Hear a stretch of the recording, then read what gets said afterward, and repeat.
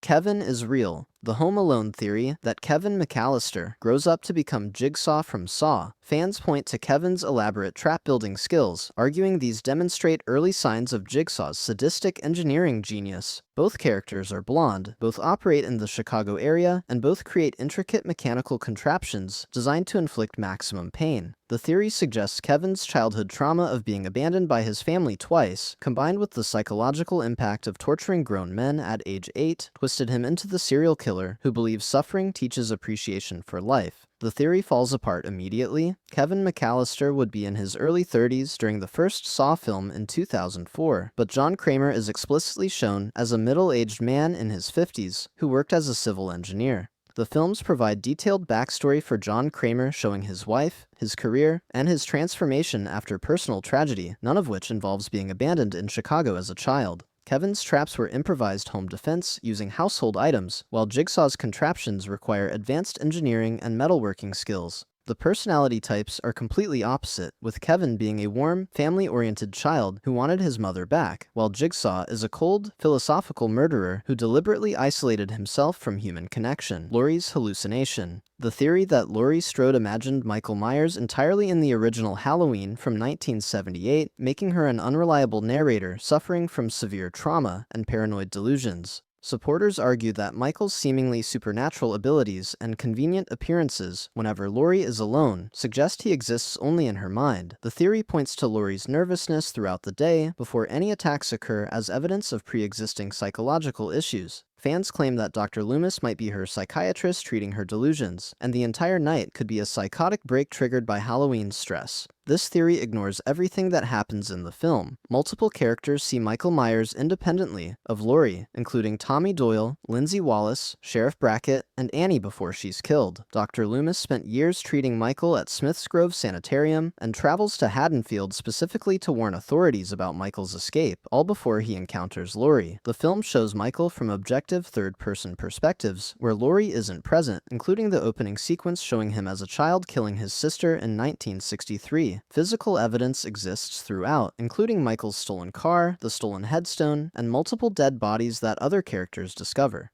The sheriff and Loomis both shoot Michael at the end, confirming he's physically real. Wrong villain. The theory that Sidney Prescott is actually the real killer throughout the Scream franchise, orchestrating every Ghostface murder to maintain her victim status and celebrity. Fans point to how Sidney survives every single film despite being the primary target, arguing this statistical impossibility suggests she's controlling events. The theory notes that killers consistently target people in Sidney's orbit rather than random victims. Supporters claim Sidney's trauma from her mother's murder drove her to become a serial killer herself, using copycat killers as cover while she commits the actual murders. The theory requires ignoring the fundamental structure of every Scream film. Each movie explicitly reveals the killers through unmasking scenes where we see their faces, hear their motives, and watch them die or get arrested. Sidney is frequently attacked while other characters simultaneously witness Ghostface elsewhere, providing alibis. Phone calls from Ghostface occur while Sidney is visible to other characters, proving she's not making the calls. Physical evidence, like costumes, weapons, and planning materials, are found in the actual killer's possession. In Scream 2, Sidney is attacked while performing in a play with hundreds of witnesses. The entire franchise's meta-commentary specifically requires that the killers have personal motives connected to Sidney's mother, motives that are thoroughly explained and have nothing to do with Sidney orchestrating anything. Pennywise connection. The theory that Pennywise from It is actually the Babadook, or that both entities are the same creature manifesting differently. Fans claim both are fear-feeding entities that target children, both wear predominantly black, both appear when summoned by fear or grief, and both demonstrate reality-warping powers.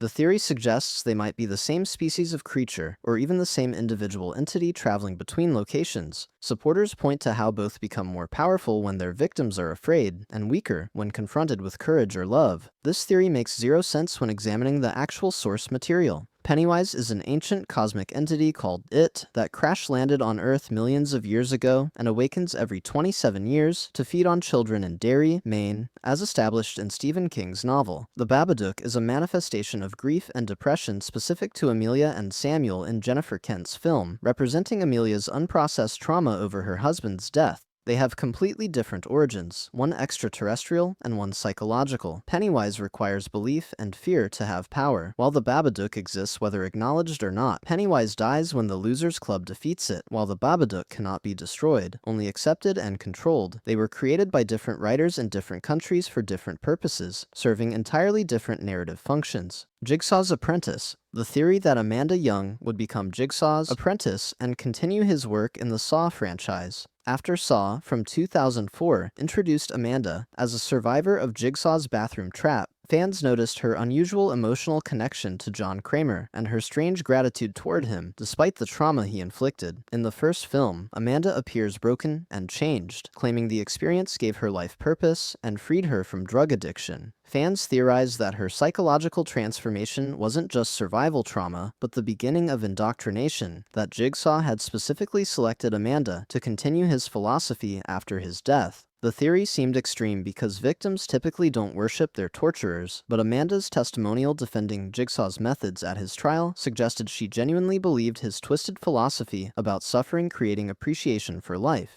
Theorists pointed to how she was the only survivor shown adapting positively to the trauma, suggesting Jigsaw had deliberately crafted her test to create a follower rather than just teach a lesson. Some fans dismissed this as reading too much into one character's Stockholm Syndrome, arguing the franchise wouldn't turn a victim into a villain. Saw 2 from 2005 and Saw 3 from 2006 explicitly confirmed Amanda as Jigsaw's apprentice. The films reveal she had been working with John Kramer for years, designing traps, kidnapping victims, and carrying out his plans. Amanda helped create the bathroom game from the first film, personally abducted victims, and was being groomed to take over Jigsaw's work after his cancer killed him. The third film shows Amanda's increasing instability as an apprentice, revealing she had been rigging traps to be unwinnable because she didn't truly believe in John's philosophy of redemption through suffering. Director Darren Lynn Bousman confirmed that Amanda's arc was planned from the beginning, that her character in the first film was deliberately written to show the seeds of her transformation. The franchise validated the theory completely, making Amanda central to the series' mythology and spawning additional apprentices in later films, proving that Jigsaw's true legacy wasn't his traps, but his ability to convert victims into believers willing to continue his work. Sam is dead. The theory that Sam Loomis died during the opening shower scene in Psycho from 1960, and that the rest of Alfred Hitchcock's film shows his ghost investigating his girlfriend's murder without realizing he's dead. Fans claim Sam's personality changes dramatically after the shower scene, becoming more determined and focused. The theory points to how Sam conveniently finds the Bates Motel and seems to have mysterious knowledge about Norman's behavior. Supporters argue that Sam was actually in the shower with Marion, was killed by Norman along with her, and his spirit remained to find justice. This theory contradicts every scene Sam appears in throughout the film. Sam is shown in scenes before Marion's death, establishing him as a separate character with his own life in Fairvale, California. After Marion disappears, Sam is questioned by Detective Arbogast and Marion's sister Lila, both of whom physically interact with him in public places with witnesses present. Sam and Lila drive to the Bates Motel together, check into a hotel, and have conversations that other characters reference later. Sam restrains Norman Bates during the climax, a physical confrontation witnessed by multiple people, including Lila and police officers. Hitchcock's film is deliberately grounded in psychological realism, not supernatural elements, with Norman's split personality explained through psychiatry. The entire structure requires Sam to be the outside perspective investigating the horror, not a participant in it. Ghostface identity. The theory that Randy Meeks faked his death in Scream 2 from 1997 and became one of the Ghostface killers in later films. Fans point to Randy's encyclopedic knowledge of horror movies, arguing he knew too much about how killers operate and could have used that knowledge to fake his death. The theory notes that Randy's death initially occurs off-screen inside a news van, only shown through security camera footage. Supporters claim Randy's video messages in Scream 3 could have been recorded after his supposed death, with Randy orchestrating events from hiding. This theory requires ignoring explicit evidence throughout the franchise. Scream 2 shows Randy's corpse being removed from the news van, with his friends and police confirming his death. His funeral occurs off-screen, but is referenced by characters who attended. The video Randy leaves for Sydney in Scream 3 is explicitly presented as something he recorded years earlier before his death, with his sister delivering it. Randy's character character motivations throughout 2 films show him as protective of Sydney, genuinely trying to help her survive, never displaying the sociopathic tendencies required to become Ghostface. Each Scream film reveals its killers through extensive unmasking and confession scenes, none of which involve Randy. The entire franchise's meta-commentary specifically requires that the horror movie expert cannot be the killer because it would violate genre conventions that Randy himself explains. Cabin connection. The theory that The Evil Dead from 1981, Evil Dead 2 from 1987, and Army of Darkness from 1992 all take place in the same continuous timeline as one story. Fans desperately want these films to connect linearly, with Ash Williams experiencing events sequentially across all 3 movies. The theory argues that despite apparent contradictions, the events can be reconciled if you assume Ash's memory is unreliable due to demonic influence, or if time travel caused minor changes. Supporters claim the cabin's destruction and reconstruction, character differences, and plot inconsistencies are just production changes. Evil Dead 2 is explicitly a soft reboot that restarts the story with significant changes. The first film shows Ash traveling to the cabin with 4 friends: his girlfriend Linda, his sister Cheryl, and couple Scott and Shelley. Evil Dead 2 shows Ash arriving with only Linda, completely removing the other 3 characters from existence. The cabin's layout, the Necronomicon's appearance, and even how characters become possessed differ substantially between films. Director Sam Raimi confirmed in multiple interviews that Evil Dead 2 was a reimagining because the studio couldn't secure rights to footage from the first film, forcing them to remake the setup. The timeline is intentionally fractured, with each film functioning as Sam Raimi's evolving vision of Ash's story rather than a consistent linear narrative. The franchise later split into multiple timelines through the remake, the TV series, and various comics, all contradicting each other.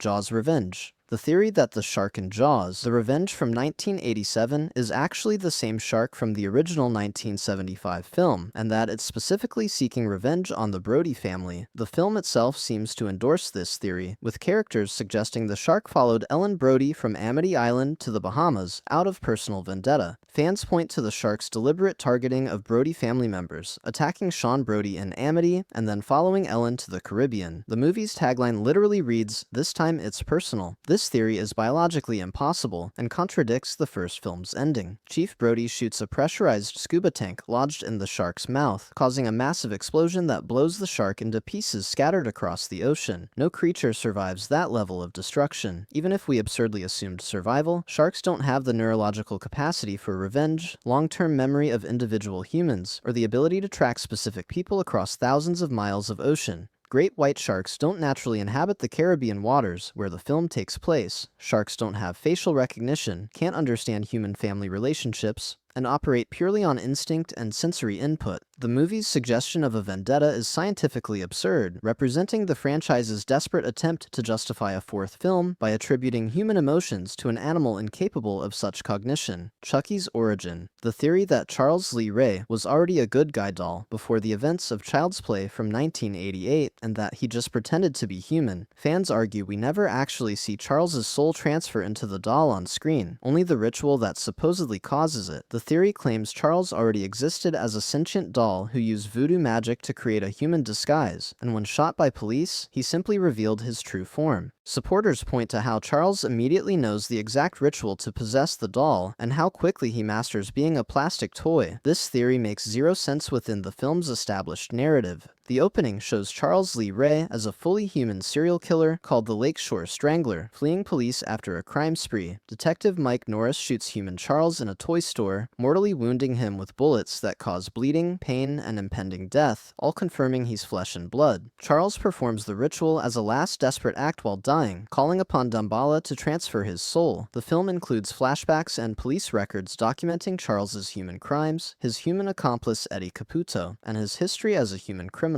The sequels provide extensive backstory showing Charles's human childhood and his human relationship with Tiffany Valentine. The entire franchise's horror depends on the violation of a soul being trapped in a doll's body, creating the anger and desperation that drives Chucky's violence. Alien time loop. The theory that the xenomorph in Alien from 1979 exists because of events in Prometheus from 2012, creating a bootstrap paradox where the engineers created humans who created androids, who created xenomorphs, who the engineers encountered, with no clear origin point. The theory attempts to connect the prequels to the original film by suggesting the black goo from Prometheus eventually evolves into the xenomorphs, but this evolution only happens because human interference causes mutations, yet the xenomorphs must have already existed for the space jockey to be carrying eggs on LV-4-26. The timeline contradictions make this impossible within established canon. Alien shows the derelict ship on LV-4-26 has been there for centuries or millennia before the Nostromo crew discovers it in 2122. The fossilized space jockey pilot appears to have died thousands of years before humans achieved space travel, meaning the xenomorph eggs predate human involvement. Prometheus takes place in 2093, showing the engineers' black goo experiments, but provides no direct connection to the xenomorph species seen in Alien. Alien Covenant from 2017 attempts to bridge this gap by showing David creating proto-xenomorphs, but this contradicts the ancient xenomorph eggs already existing on the derelict ship decades earlier in the timeline. This is a plot hole created by prequels contradicting established lore, not an intentional time loop. Leatherface identity.